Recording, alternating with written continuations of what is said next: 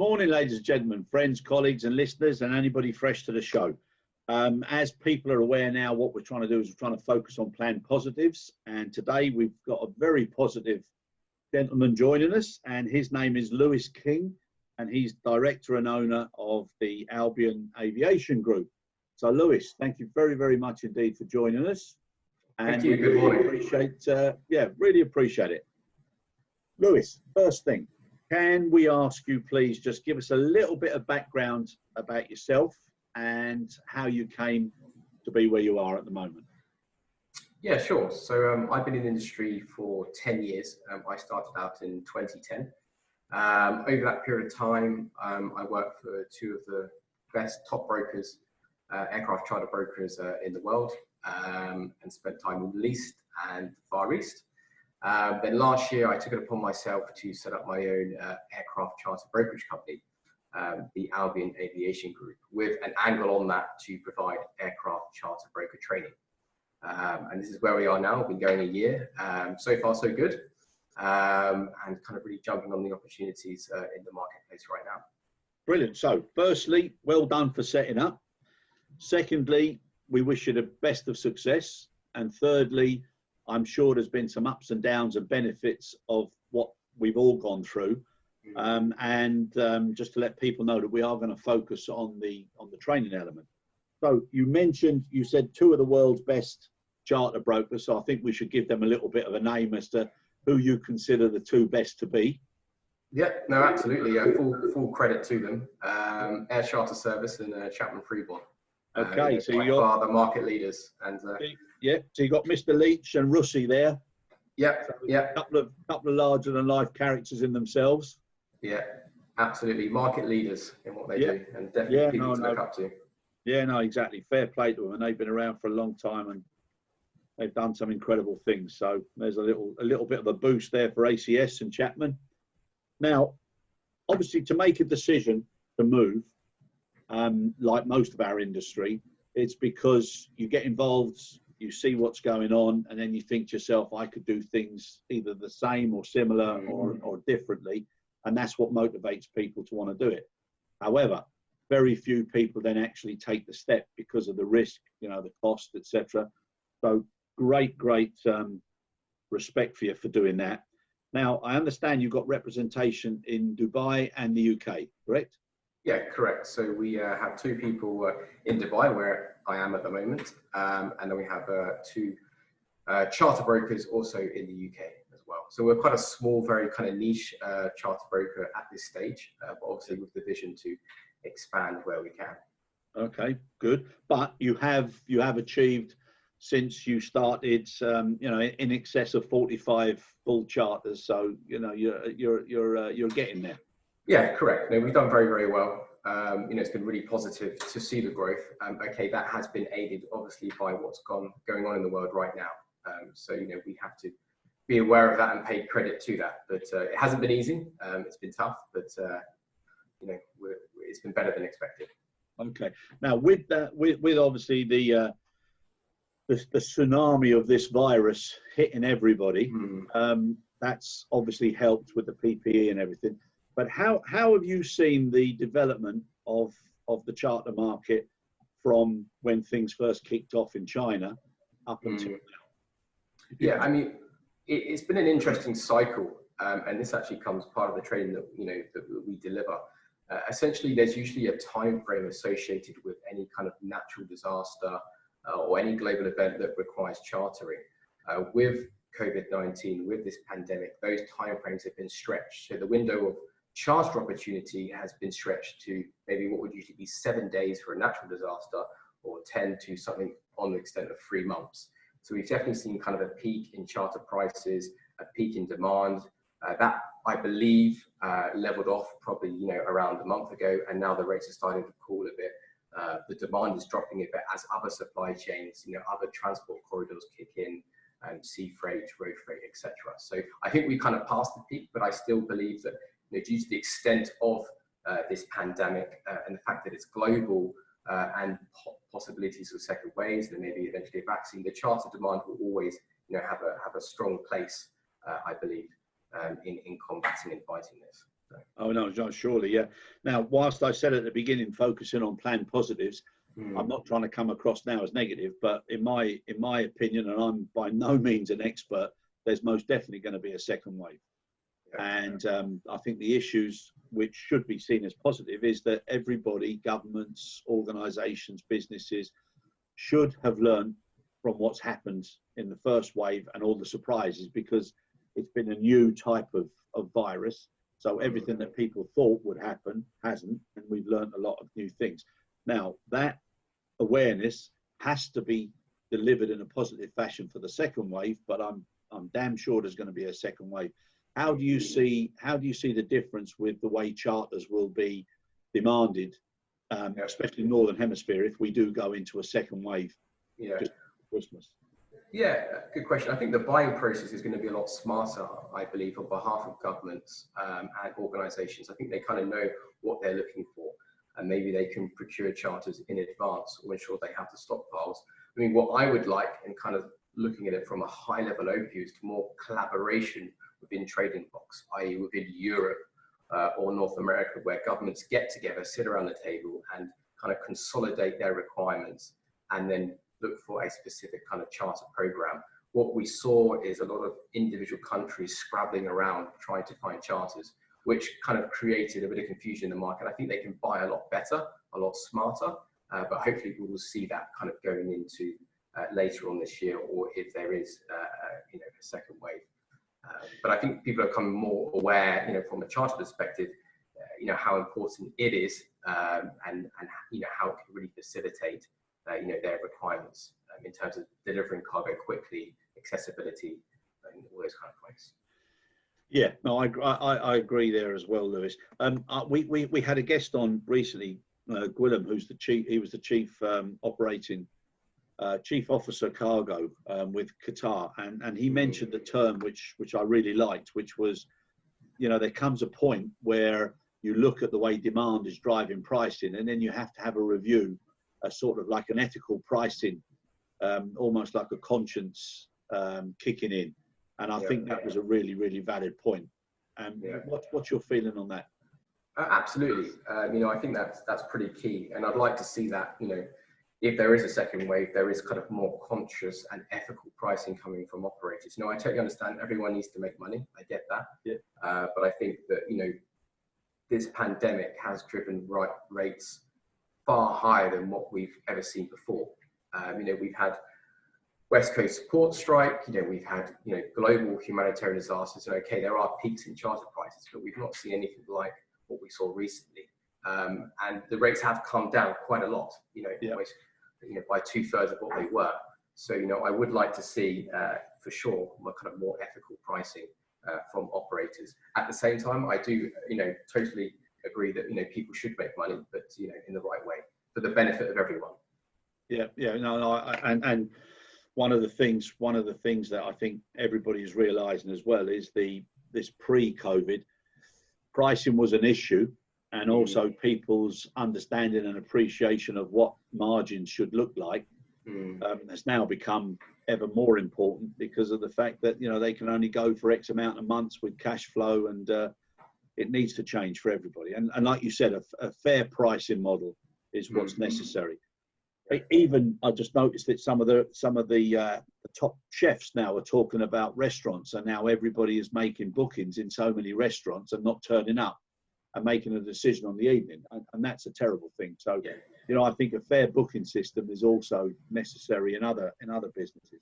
Now, for those who are into quizzes, and there's been lots of quizzes lately, one of the questions that's out there is Albion. Why Albion? So we both know, and I'm pleased to suggest that I knew, that Albion is the historical name, the oldest historical name for the British Isles. Correct? Correct. Yeah. And also A being at the beginning, so chances are that you're going to get quite a lot of focus. Yeah, at the top of the list. But nothing to do with football. A lot of people have asked me, Lewis, why did you name your company Albion Aviation Group? But it's not football related, because the people that know me know that I don't follow a team that has anything to do with Albion in it. So. But you do follow a popular team. London's finest. And there's me thinking you knew something about. I take it you're talking about Brentford. No, Chelsea. Yeah, I know all my family are Chelsea supporters, but you know, good old Frank Lampard, I think he's doing a good job. So he's under pressure as well. Yeah. Now that we know it's Albion, now that we know it's the letter A, why did you then decide to go away from something that you were very familiar with and start focusing on training people with regards to understanding what charters were about, why, and how to approach it? What made you take that step? Yeah, good question, Chris. A couple of points here. I saw a gap in the market. I saw that no one was offering any kind of standardized training at the time, particularly from the cargo charter perspective. To add to that, having worked in the industry for 10 years, I felt I was well grounded, and I wanted to give something back. I really wanted to give something back to our industry that was constructive, that was engaging, and to kind of put it in a better place. Unfortunately, aircraft chartering, as it stands at the moment, is not regulated. There are no barriers of entry.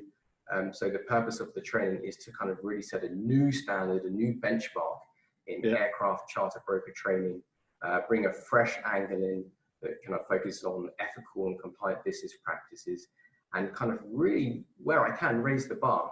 And that's not really to do away with the broker in any sense, but it's more to create an awareness of the role of an aircraft charter broker and what value they can add in the industry done in the right way. Okay, so for you to decide that it was an opportunity or a need, there must have been certain challenges or certain practices that you thought needed to be addressed. What would they have been?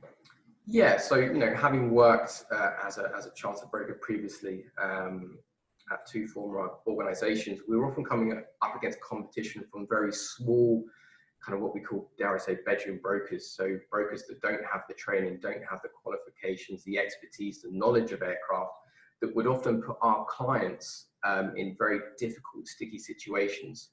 There's many a times where a client I would go for a cheaper price with an unknown broker and be stung in many different ways. So, I really wanted to then make sure there is a level of education that people can, refer to, make sure there is a professional entity that could administer this training essentially.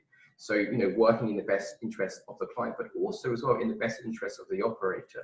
So really promoting those operators that kind of look after their safety, compliance, maintenance, kind of really push them to make sure that we only work with those kind of operators. And okay, this touches on a bit of private jet charter, but really emphasizing, to avoid illegal and grey charters as best we can. So only working with, let's say, Part 135 operators. That's kind of really where it was born out, and seeing the frustrations in the charter market through the lack of education, awareness, and expertise. Yeah, I'm saying it's what you just mentioned there with private aviation. I think one of the discussion points from people who are very well accredited and very well focused on safety and all elements was the poor guy who signs for Cardiff. And do you know what I'm saying? That whoever selected that particular piece of equipment and that organisation, they're well, I'm sure they have lots of nightmares and sleepless nights because that was avoidable. Now, just to touch upon that, that is actually a case study in our training on the private jet side. How not to work with Part 91 operators. So yeah, we do actually kind of reinforce that, and lessons to be learned from that for sure. Yeah, awful thing. God bless him. Now, looking at this type of setting a standard or a charter or a commitment, so what you'd actually be saying is that anybody who's looking at getting involved in charters should make sure that the operators that they get in touch with and compare meet certain criteria and are either a recognised from either some form of charter or standard or certificate. That's what your ultimate aim is it? Absolutely, yeah. To work with operators that have the correct documentation. I mean, without going into too much details, we would look at AOC, airworthiness certificate. Do they have the correct third-party liability insurance? All those kind of elements. So we're really trying to push compliance, you know, and to ensure that brokers know who to look for in terms of the right operators. Yeah. So. And with reference to the term, which I like, a bedroom broker, are you getting support from some of the big guys? Not yet. I mean, it's something that we want to push in terms of professional dialogue. You know, my dream, and it's never been achieved before, or my aim is to really kind of pioneer legislation and licensing in aircraft charter brokering. Now, I would encourage, you know, anyone listening to this, particularly the big boys when it comes to chartering, is to have that, you know, collective discussion to see how we can implement regulation with the support of a body such as the Air Charter Association, or maybe even IATA, to really kind of get some heads around the table and see how we can do this.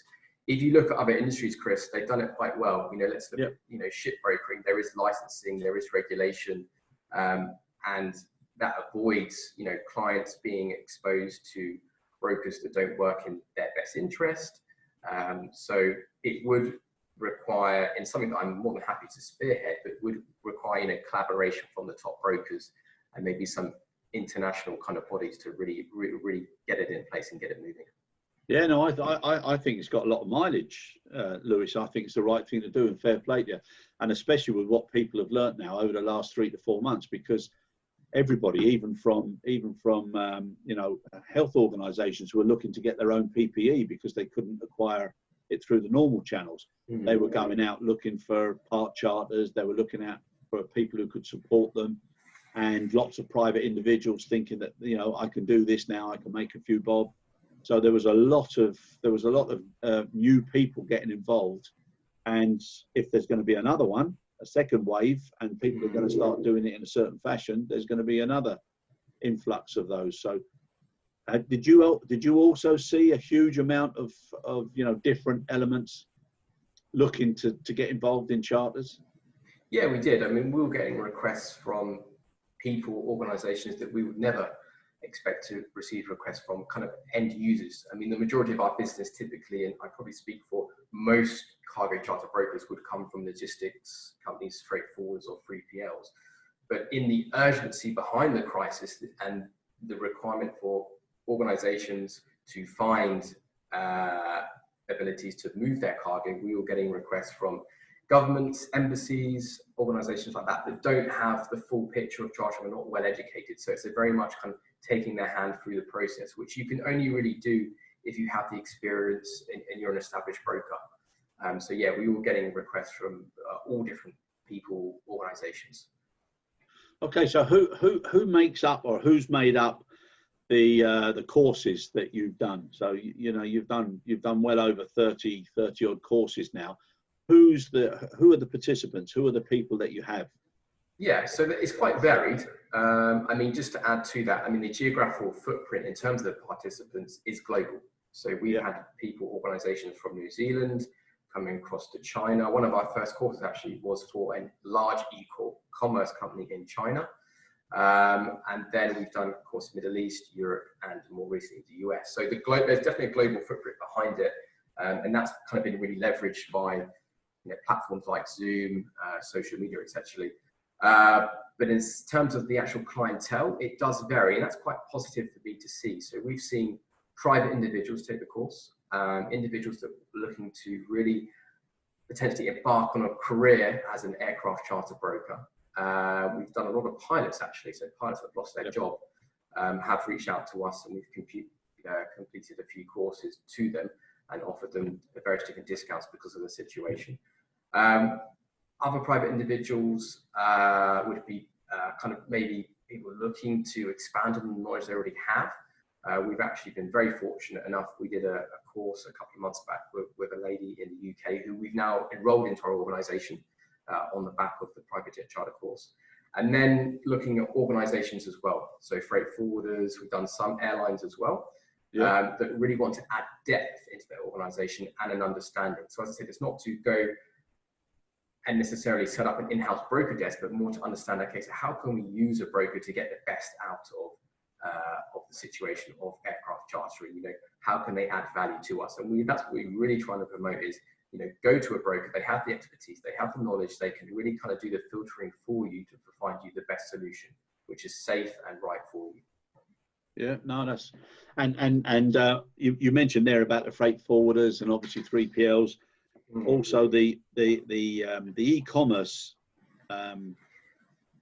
business model when it comes to carriers and GHAs, it's very mixed. People know it's there, they don't know what to do with it, they don't know whether they should be part of a fuller chain, you know, first mile, last mile, everything.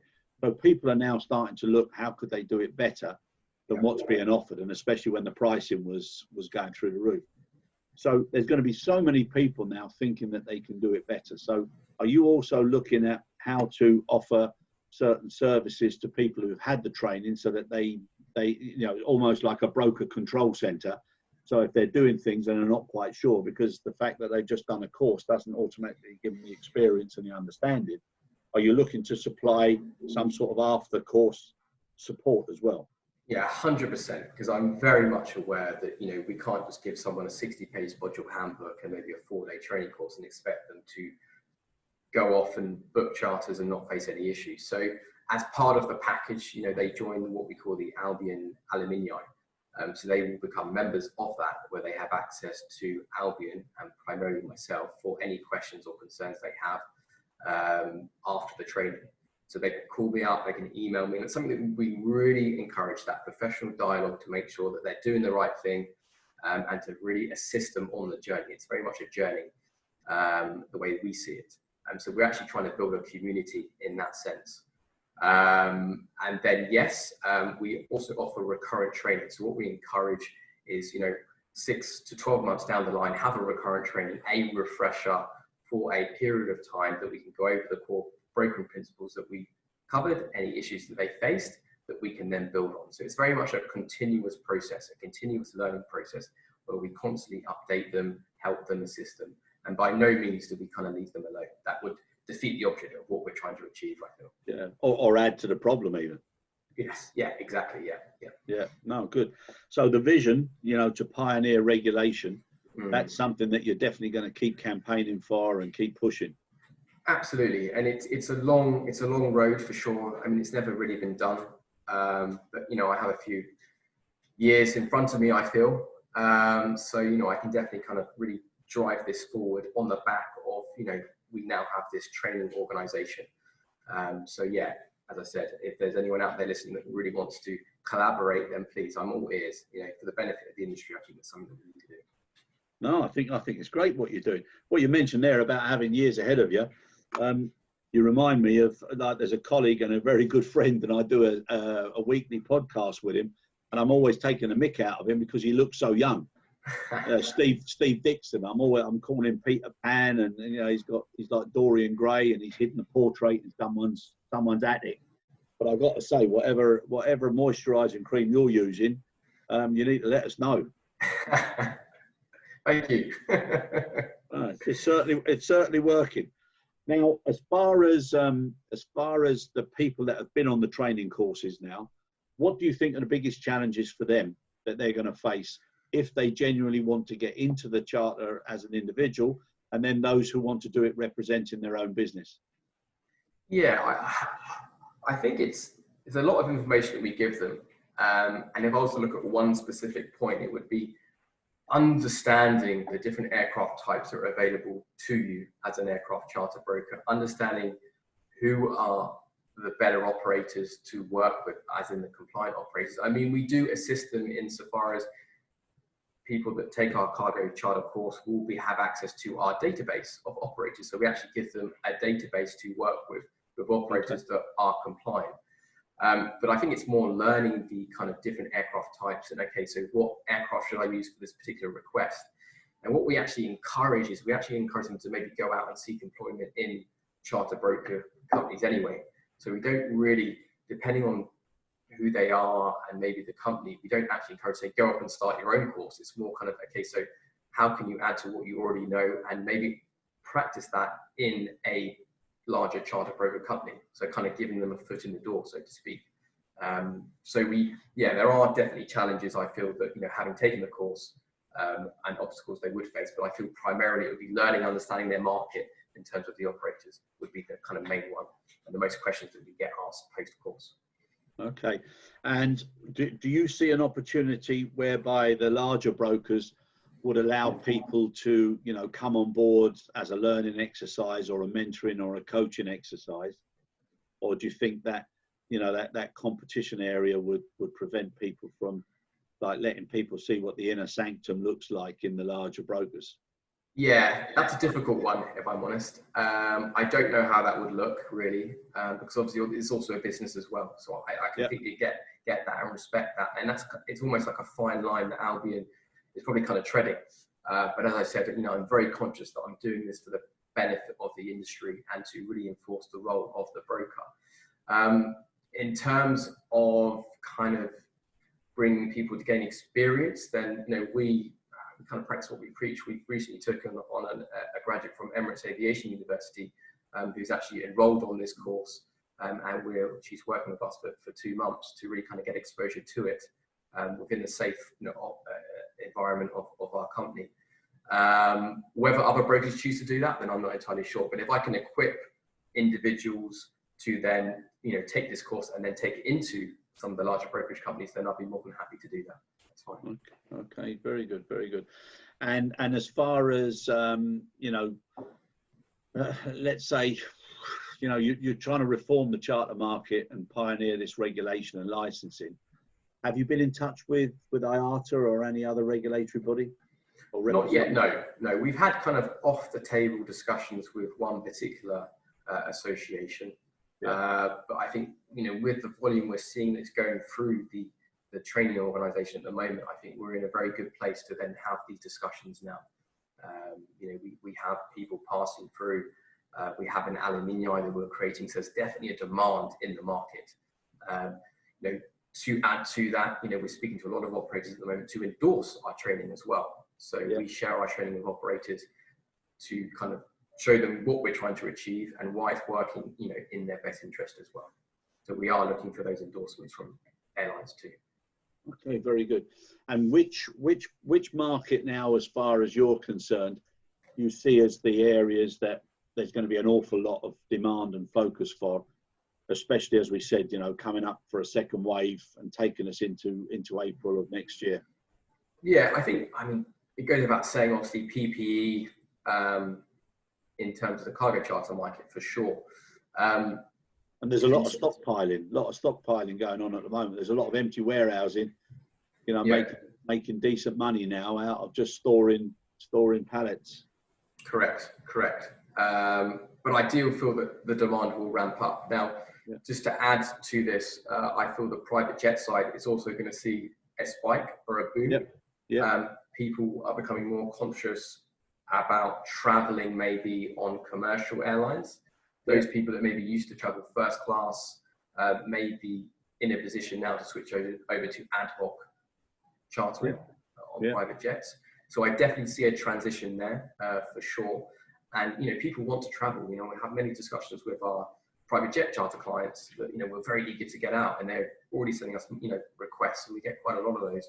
And then new people coming in, new clients, high net worth individuals, other organizations really exploring the possibility to arrange private jet charters. So I think that will see a spike as well. And there will be a transition of certain people, organizations to the private jet charter market too.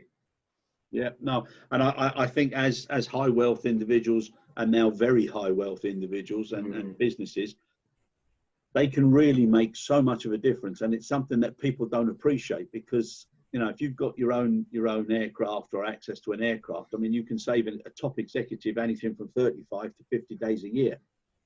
Now, that impact and that value of those days from what that individual can either do as far as generating more business or saving or influencing the business in certain ways, it is incredible.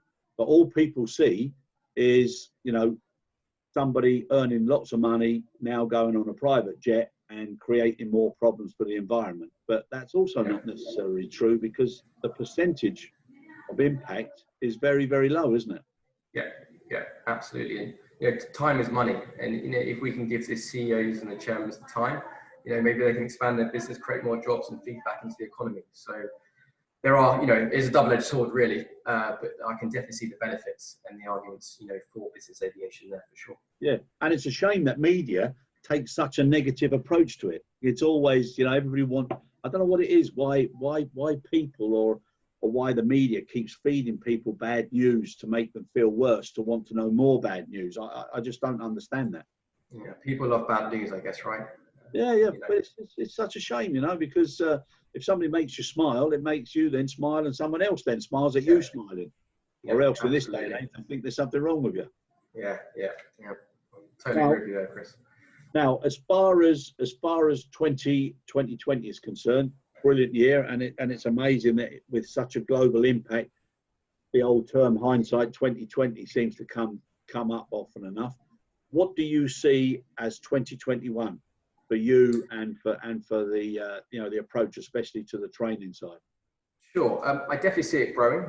Absolutely, I see us being kind of more global in terms of the training that we offer.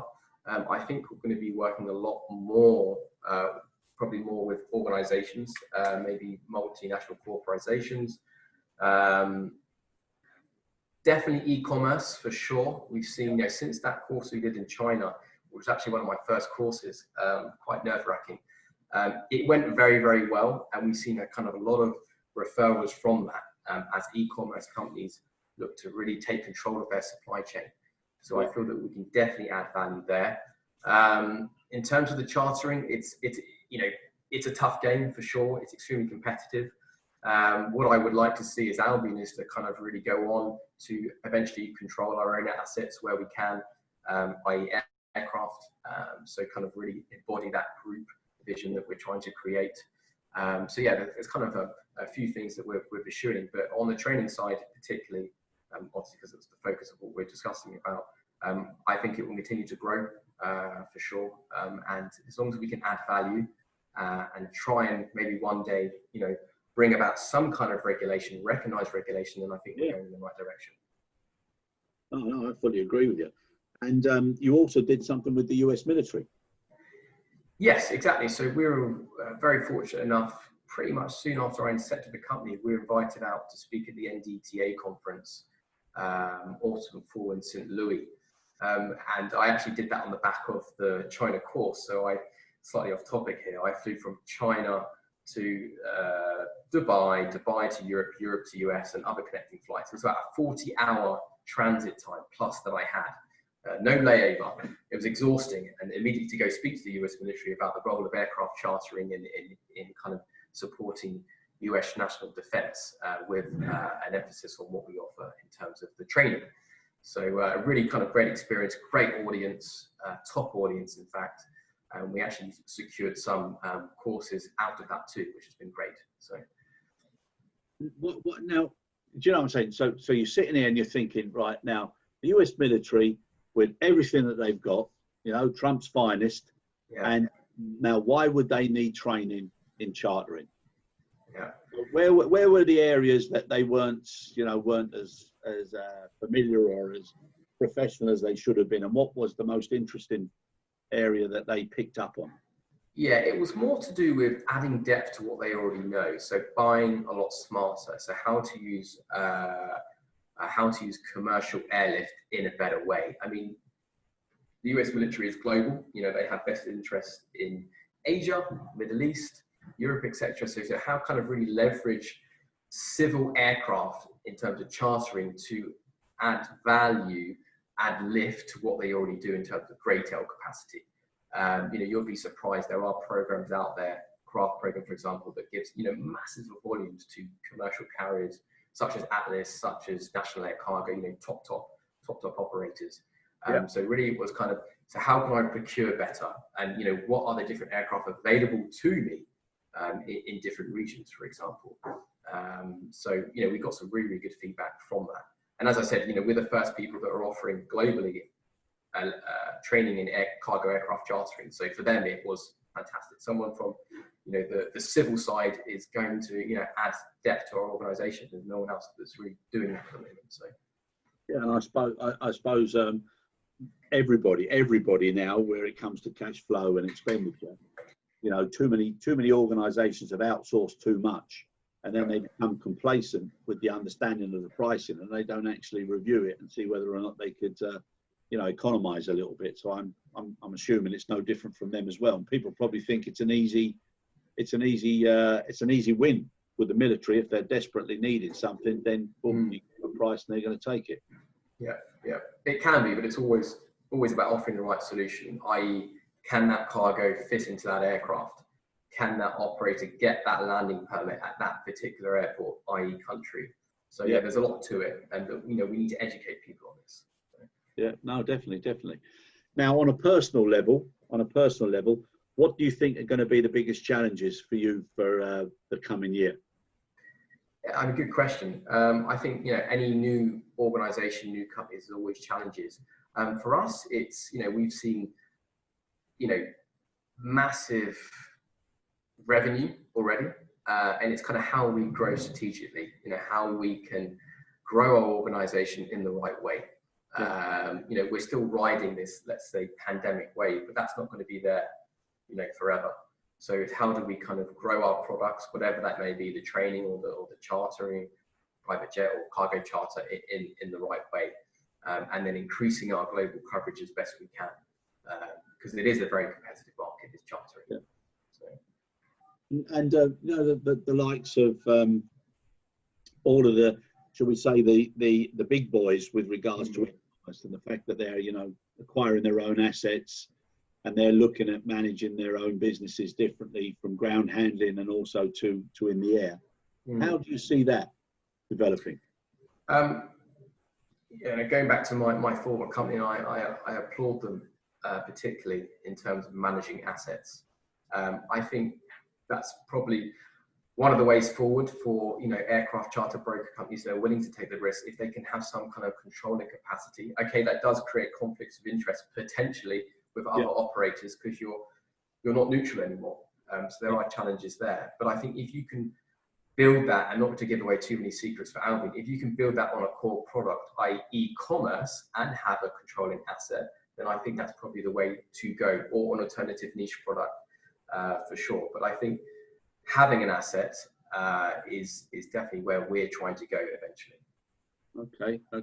And as far as these initiatives now with young trainers and trying to keep people in jobs, because of the fact that you're doing a training program, have you thought of doing something whereby if people have got the time, which a lot of them will do, and even if they're on some sort of government support scheme, of actually building up junior professionals as part of your growth program and as part of your initiative?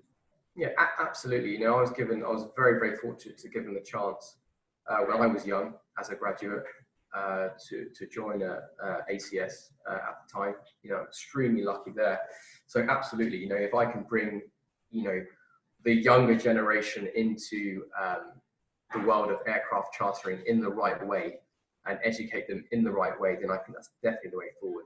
Opposite me right now, I have an Emirates Aviation University graduate that we've just taken on an internship, purely from an experience point of view, to kind of really get them understanding as to what aircraft chartering is. I had a seminar a couple of months back in the Emirates Aviation University, just simply to talk about aircraft chartering. So absolutely, we're really, I'm very much behind that, giving the younger generation, where we can, the opportunity to learn and learn in the right way. To add to that, as I mentioned earlier, we delivered a course to an individual recently who's actually joined us into our organisation. So definitely, we'll target anyone that wants to learn and wants to kind of learn in the right way, for sure.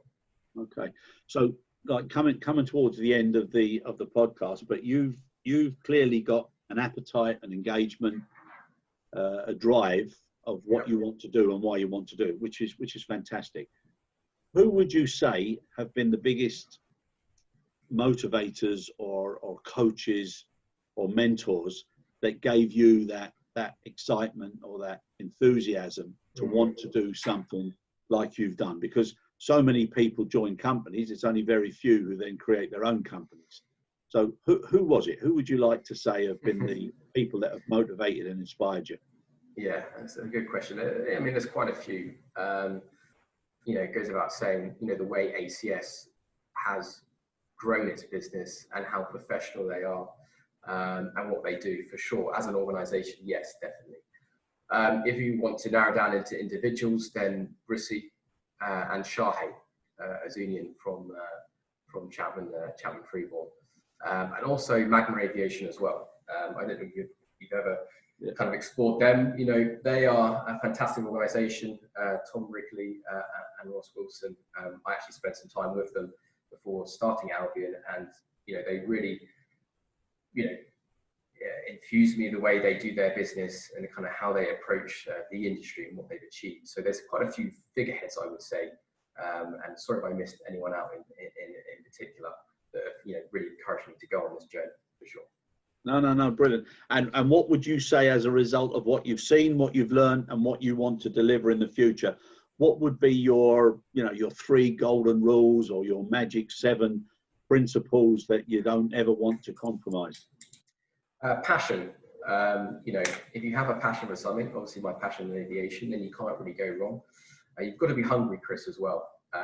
You know, I always say that no one can work harder than me, and people that know me know my work ethic, and I would love to meet someone that can outwork me. So definitely kind of having that hunger for sure, and you know, doing it the right way. You know, being compliant and doing what's best for the industry as a whole, and that's where we hope the training is going. Yeah, no, good. And it's a little bit like being a boxer or a fighter. You know, you've got to be hungry, but also humble as well at the same time. Yeah. And then people gravitate towards what you're trying to do. Yeah. Right, sir. Thank you so much for coming on board. Firstly, great respect for what you've done, because not enough people take that chance or that risk. And whatever happens moving forward, you'll have no regrets, because it's an experience and one that is incredible. I wish you great success. I hope IATA or somebody listens to you, because I think history proves that when things are not as regulated as they could be, without being over-regulated, because that's also an illness that our industry seems to be doing as well. But if they don't have that, it's very dangerous, as we've discussed with the Cardiff City issue. So I wish you well. I might even try and come on a course one day, because it's something that's always interested me, and I'm sure we'll hear from you again. So really, thank you very much for coming on. Please, thank you. Thanks for your time. Stay safe. Absolute pleasure. Thank you.